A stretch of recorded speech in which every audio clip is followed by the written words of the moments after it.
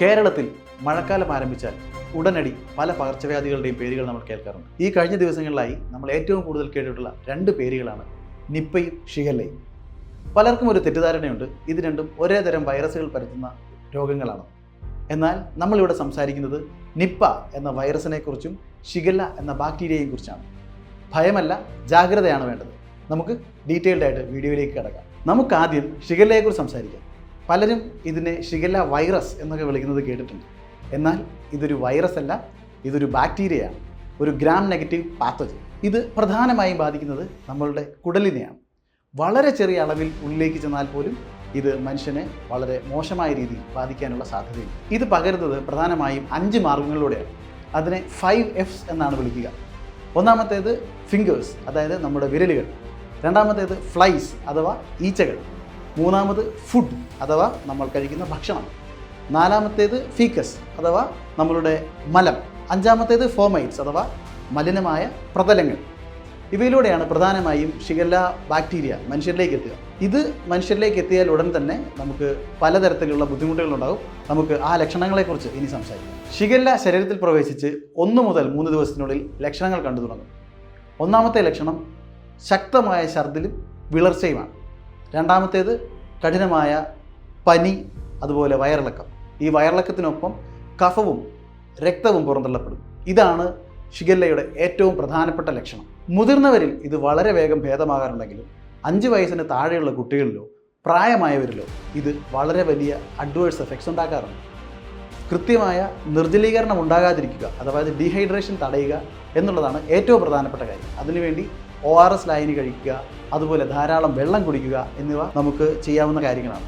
ഒപ്പം ഡോക്ടർമാരുടെ പ്രിസ്ക്രിപ്ഷനോടുകൂടി കൃത്യമായ ആൻറ്റിബയോട്ടിക് ചികിത്സയും ഈ രോഗത്തിൽ അവൈലബിൾ ആണ്. ഇനി നമുക്ക് രണ്ടാമത്തെ വില്ലനായ നിപ്പയെക്കുറിച്ച് സംസാരിക്കാം.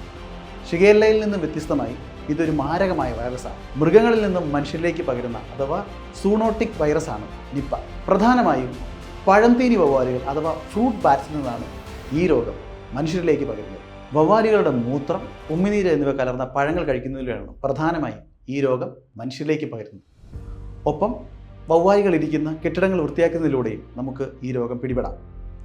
ഇതുകൂടാതെ ഹ്യൂമൻ ടു ഹ്യൂമൻ ട്രാൻസ്മിഷൻ നടക്കുന്നത് പ്രധാനമായും രോഗബാധിതരായ മനുഷ്യരുടെ ശരീരസ്രവങ്ങളിലൂടെയാണ്. 40 മുതൽ 75% വരെ മരണനിരക്കുള്ള ഈ രോഗം അതിനാൽ തന്നെ അതീവ മാരകമാണ്. നിപ്പയുടെ ഇൻക്യുബേഷൻ പീരീഡ് എന്നത്, അഥവാ നമ്മളുടെ ശരീരത്തിൽ വൈറസ് പ്രവേശിച്ചു കഴിഞ്ഞാൽ അതിൻ്റെ ലക്ഷണങ്ങൾ ശരീരത്തിൽ എടുക്കുന്ന സമയമെന്ന് പറയുന്നത് 3 മുതൽ 14 ദിവസം വരെയാണ്. തുടക്കത്തിൽ ചെറിയ പനി, തലവേദന, അതുപോലെയുള്ള ലക്ഷണങ്ങൾ, പേശിവേദന മുതലായവയൊക്കെയാണ് കാണുന്നതെങ്കിൽ രോഗം മൂർച്ഛിക്കുന്നതനുസരിച്ച് ഇത് നമ്മളുടെ ശ്വാസകോശത്തെയും തലച്ചോറിനെയും ബാധിക്കും.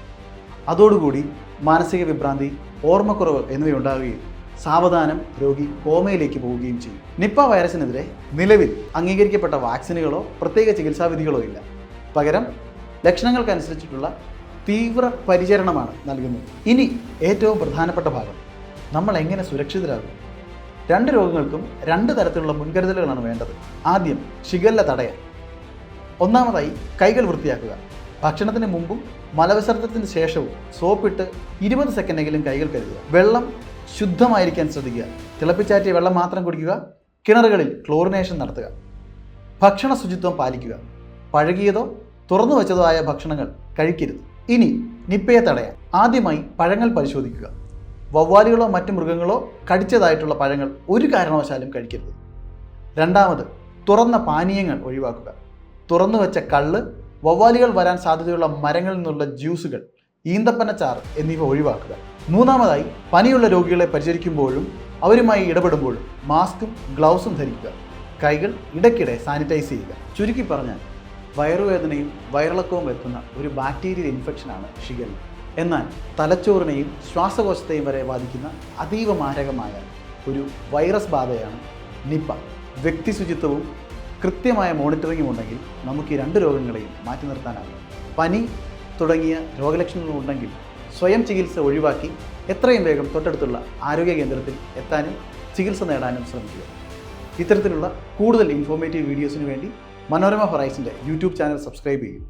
ഒപ്പം കൂടുതൽ ഫ്രീ കണ്ടന്റിനായി ഞങ്ങളുടെ ടെലഗ്രാം ചാനൽ സബ്സ്ക്രൈബ് ചെയ്യൂ. Link in description.